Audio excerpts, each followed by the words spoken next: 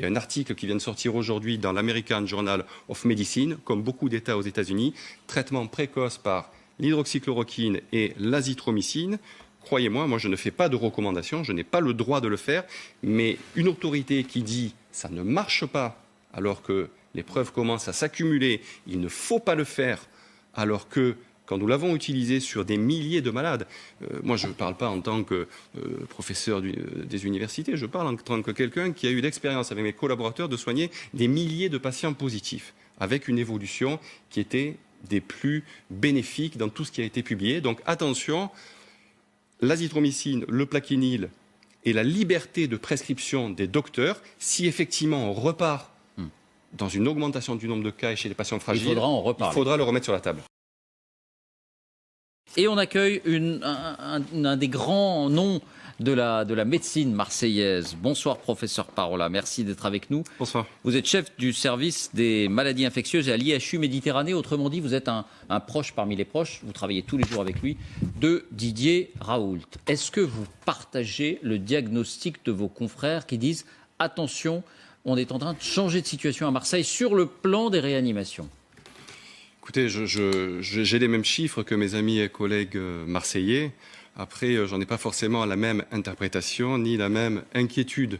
À la fin, je pense que les chiffres qu'on nous présente, qui sont d'abord les chiffres des cas, puis les chiffres des hospitalisations, ont leur interprétation. Il faut peut-être arrêter d'affoler les populations. Quelle est la situation? Avant de répondre à votre invitation, aujourd'hui j'étais en jury universitaire. Ce week-end, donc ce qui me permet d'être avec vous, j'étais donc dans mon service avec une de mes collaboratrices pour faire la visite des patients. Qu'est-ce qui se passe? Effectivement, après qu'on ait eu un arrêt de la circulation du virus, vous le savez, ça a recommencé en juillet, en août, d'abord chez les jeunes, puis toute la population. Mais parallèlement à l'augmentation du nombre de cas, le fameux, tous ces chiffres qu'on nous a répétés tous les jours, on a eu une diminution partout en Europe et dans le pays, de la mortalité. Alors, j'ai toujours un peu de mal à parler de mort et de mettre un chiffre à côté. Vous savez, je suis un soignant et donc ce week-end, j'ai parlé avec des familles qui ont des patients hospitalisés. Certains vont bien. Nous avons une mamie de 97 ans qui a eu le Covid, qui rentre à la maison, et puis d'autres où malheureusement l'issue est incertaine. Donc, mettre des chiffres, les répéter, ça entraîne une angoisse, voire une culpabilisation de la population qui me semble un peu étonnante. Moi, qu'est-ce que j'ai vu ce week-end à l'IHU Méditerranée Infection, où nous avons 75 lits qui sont faits pour gérer les maladies infectieuses. En général, là, nous les avons totalement dédiés au Covid. Et bien sur nos 75 malades, j'ai eu 20 sorties à la maison, quelques cas malheureusement qui se sont mal terminés. Mais il faut savoir qu'actuellement... Là, vous parlez des réanimations, pardonnez-moi. Non, je parle de mon l'hospitalisation. De l'hospitalisation, et j'en viendrai aux réanimations. Nous travaillons de très près avec les réanimateurs marseillais, le professeur Gagné qui fait la visite avec ses équipes à l'IHU pour décider comment prendre en charge les malades en réanimation. Ce sont des décisions de réanimateurs, on travaille bien avec eux. Et donc, il y a un peu plus de malades qui vont en réanimation. Les malades sont un peu plus âgés. Alors là, on voit que ça double en une semaine. Est-ce que ça, vous le constatez aussi? Est-ce que ça doit préoccuper ou pas? Après, je vous donne un chiffre qui n'était pas forcément ici. L'assistance publique des hôpitaux de Marseille, c'est 2700 lits.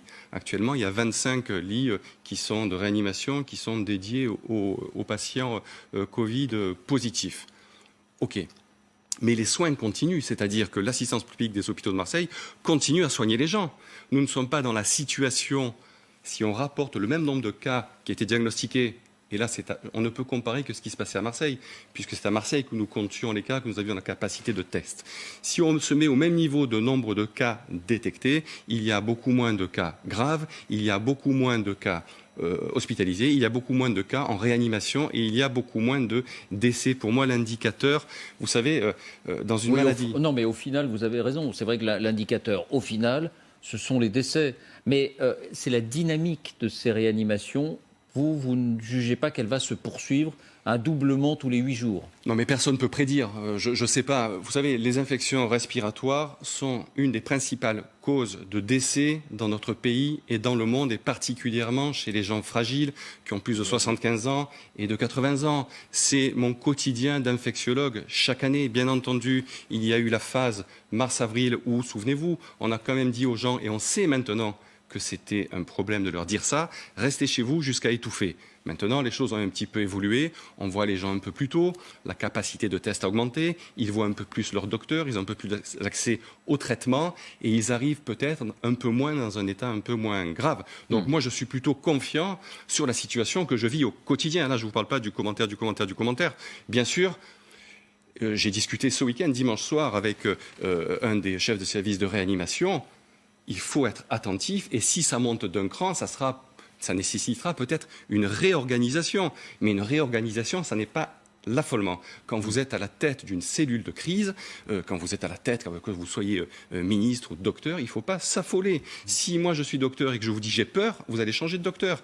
Si un pilote d'avion, quand il vous dit je vais atterrir, j'ai peur d'atterrir, c'est un problème. Donc écoutez, et je pense que je connais très bien mes amis marseillais, il ne faut pas trop monter ce qui a été dit factuel et faire diffuser une angoisse comme si la catastrophe allait arriver. On n'en sait rien, il faut être attentif, tester, donner accès au docteur, ce qui n'a pas été fait cet hiver, et donner accès au traitement. On pourra en reparler. Ça, c'est si vous le souhaitez. C'est un autre sujet sur lequel je veux bien intervenir. On parlait du caractère anxiogène de certaines déclarations quand elles sont amplifiées, puis amplifiées, puis amplifiées. Vous avez une expérience, de discuter peut-être avec des gens qui ont des opinions différentes. Mais vous savez, quelqu'un qui est chez lui, isolé, un peu âgé, qui regarde la télé, qui voit des courbes qui montent, le nombre de cas, effectivement, a monté. Effectivement, il y a une augmentation du nombre d'hospitalisations. Pourquoi ? Parce qu'après que le virus est circulé chez les jeunes, il circule un peu plus chez les personnes âgées qui sont un peu plus fragiles.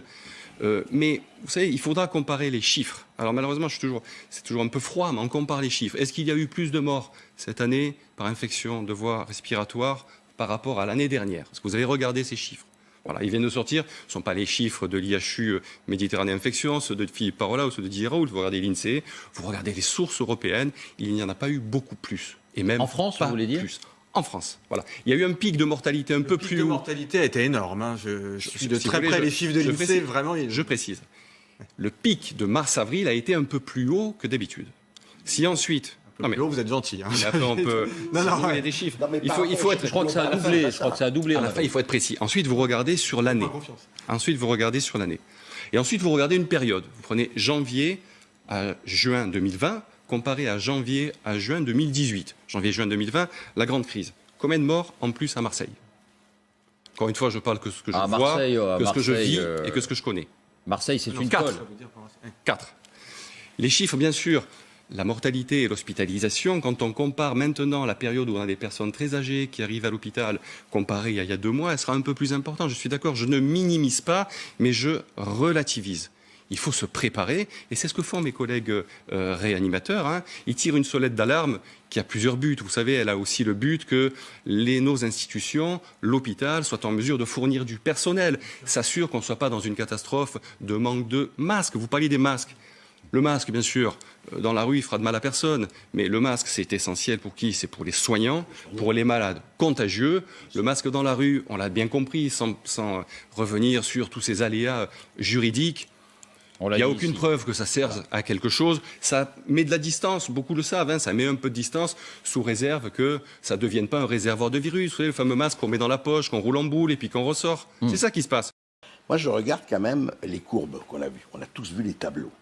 Quand même, elles sont très parlantes, ces courbes. C'est-à-dire qu'il y a quand même quelque chose qu'on a vu et qui n'est pas que ça remonte un peu, mais on a vu quand même ces pics extraordinaires, effectivement, extraordinaires. Tout est relatif de mars-avril, et puis on voit ce qui se passe là. Et toutes les courbes, toutes ont cela. C'est-à-dire qu'on peut pas... Alors, que ça remonte un chouïa, si vous voulez, mais qu'est-ce que ça a à voir avec avril et mai ? Mais c'est la dynamique dont parlent les collègues du professeur Parola à Marseille. Oui, c'est la dynamique, c'est le sens de la... Quelle dynamique ? Je ne sais pas. Non, mais cette dynamique, il faut y prêter attention. Simplement, il ne faut pas qu'elle devienne anxiogène pour rien, notamment pour ceux qui s'occupent des malades et puis pour les gens. À un moment donné, vous savez, ça fait 3 mois que... Alors que le virus ne circulait plus, on a culpabilisé parce que il faut porter le masque, pas le masque. Est-ce que ça sert ? Est-ce que ça sert pas ? Les cas augmentent. Ça veut dire quoi ? Vous savez, personne ne sait si toutes les interventions humaines changeront quelque chose à la saisonnalité de ce virus. Ce qui peut changer quelque chose, ce qu'on peut essayer de changer, c'est l'impact sur la santé publique, c'est-à-dire que les gens meurent moins, y compris les anciens. Et là, encore une fois, je rends hommage à mes amis réanimateurs qui font sortir de réanimation des gens très âgés. Donc c'est là qu'il faut agir. Après, répéter sans cesse, oui, bien sûr, il faut être attentif. Je suis attentif. Hier, sur 75 malades de l'IHU Méditerranée Infection, j'en ai fait sortir 20 ou 25. Alors bien sûr, se pose un problème, c'est technique, mais c'est important, parce qu'après on vous dira, les hôpitaux sont saturés, ces patients qui sont souvent guéris ont encore un peu besoin d'oxygène, donc il faut des lits d'aval, il faut des SSR, nous travaillons avec le privé, l'assistance publique des hôpitaux de Marseille, comme tous les hôpitaux j'imagine, font des efforts pour que ces patients qui ont encore un peu besoin d'oxygène aient accès aux soins tout en ayant sorti du Covid. Voilà ce que j'ai. Petite précision, entre le 1er mai et le 1er septembre, puisqu'on vérifie en temps réel, on vous fait confiance, professeur Parola, mais on préfère vérifier auprès de l'INSEE, il n'y a pas eu plus de morts en France, il y en a eu légèrement moins cette année que l'an dernier. 1er mai, 1er septembre, c'est vrai que si on regarde mars, avril, là on a un pic de mortalité qui est à peu près 2 fois plus important, je crois, que l'an dernier. Sur l'année. Quel effet ça a sur votre travail? Vous savez, je ne suis pas un robot, c'est-à-dire que je passe bien sûr beaucoup de temps à l'hôpital, mais j'ai de la famille, j'ai des amis qui m'interrogent au quotidien. Et donc le caractère, soit l'interrogation, soit le doute, soit l'angoisse de la population, soit la critique, mais je l'aperçois comme vous l'apercevez en parlant aux gens, comme on dit. Donc si vous voulez, dans leur relation avec les patients, moi j'ai 2 éléments. Un, c'est leur donner accès aux soins, aux docteurs, à l'oxygène, les empêcher d'avoir des embolies pulmonaires, ce qui aurait pu se faire dès la médecine de ville en mars-avril. Ça n'a pas été le cas. Donc on essaie de le faire maintenant. Mais vous savez, il y a encore malheureusement des patients qui disent non, on m'a dit de rester à la maison, j'attends. On sait maintenant que d'attendre à la maison, notamment si on est très âgé ou si on a des facteurs de risque comme le surpoids, c'est un problème et c'est ce qui fait que les gens ensuite arrivent en catastrophe directement en réanimation ou directement dans les services d'urgence et là c'est très compliqué de les soigner. Donc pour en revenir à votre question, les gens quand ils arrivent, bien sûr ils sont un petit peu angoissés mais surtout ils ont confiance, sinon ils ne viendraient pas. Vous savez, on teste beaucoup. On dépiste beaucoup. Actuellement, on est à 2000 tests par jour, 100 à 150 positifs, des gens qui sont jeunes. Et puis beaucoup de gens qui se sont fait tester en ville et qui viennent nous voir à l'IHU pour se faire soigner, traiter, avoir vérifié, faire un scanner, éventuellement prendre le traitement par hydroxychloroquine et azithromycine. Et donc les gens nous font confiance à ce qui passe. Vous savez, la prescription médicale, à un moment donné, on en a beaucoup parlé pendant la crise, c'est une relation de confiance entre un médecin et son patient. Médecin traitant. Il y a beaucoup d'explications à donner. Avant de vous libérer, j'ajoute un mot parce qu'il y a eu un article que peut-être certains d'entre vous ont lu chez nos confrères de Libération. Oui, nous maintenons ce qui a été dit il y a 10 ou 12 jours ici même sur le fait que 3 mois auparavant, la carte, vous savez, il y a une carte sur le virus et que la carte, si on avait gardé les mêmes critères appliqués 3 mois auparavant, cette carte aurait été verte alors qu'elle présentait il y a 10 ou 12 jours 19 départements en rouge parce que les critères avaient changé et ils ont changé le 28 mai. Mais avant le 28 mai, les 3 critères qui concernait les admissions aux urgences pour Covid, le nombre de patients par rapport à la capacité de réanimation et puis la capacité de test, bien selon ces 3 critères, la carte aurait été verte il y a 10 ou 12 jours. Là, tout a changé le 28 mai. Mais avant, ces critères étaient bien là, ces 3 critères. À propos de carte, je vous invite pour une prochaine émission à regarder ce qui se passe ailleurs. Vous savez, on dit, j'ai entendu des propos que notamment le traitement plaquenil, azithromycine, aucune société digne de ce nom ne le recommanderait. Eh bien, écoutez, je ne sais pas comment prendront cela mes collègues algériens, marocains, sénégalais. Regardez le nombre de morts ramenés à la population au Maroc, en Algérie, au Sénégal 300. En Algérie, 1500. Au Maroc, autant. Vous regardez la population ramenée à ça. Qu'est-ce qu'ils ont fait? Des subtilités dans le confinement, la région, le pays. On verra si le confinement, il faudra du temps pour savoir si le confinement était un élément qui a été positif ou négatif, j'en sais rien. Mais ce qu'ils ont fait, ils ont donné accès aux docteurs, à l'oxygène, à la prévention des embolies pulmonaires. Et ils ont traité au plus tôt. Il y a un article qui vient de sortir aujourd'hui dans l'American Journal of Medicine, comme beaucoup d'États aux États-Unis, traitement précoce par l'hydroxychloroquine et l'azithromycine. Croyez-moi, moi je ne fais pas de recommandation, je n'ai pas le droit de le faire, mais une autorité qui dit ça ne marche pas alors que les preuves commencent à s'accumuler, il ne faut pas le faire alors que quand nous l'avons utilisé sur des milliers de malades, moi je ne parle pas en tant que professeur des universités, je parle en tant que quelqu'un qui a eu l'expérience avec mes collaborateurs de soigner des milliers de patients positifs, avec une évolution qui était des plus bénéfiques dans tout ce qui a été publié. Donc attention, l'azithromycine, le plaquenil et la liberté de prescription des docteurs, si effectivement on repart dans une augmentation du nombre de cas chez les patients fragiles, il faudra en reparler. Il faudra le remettre sur la table.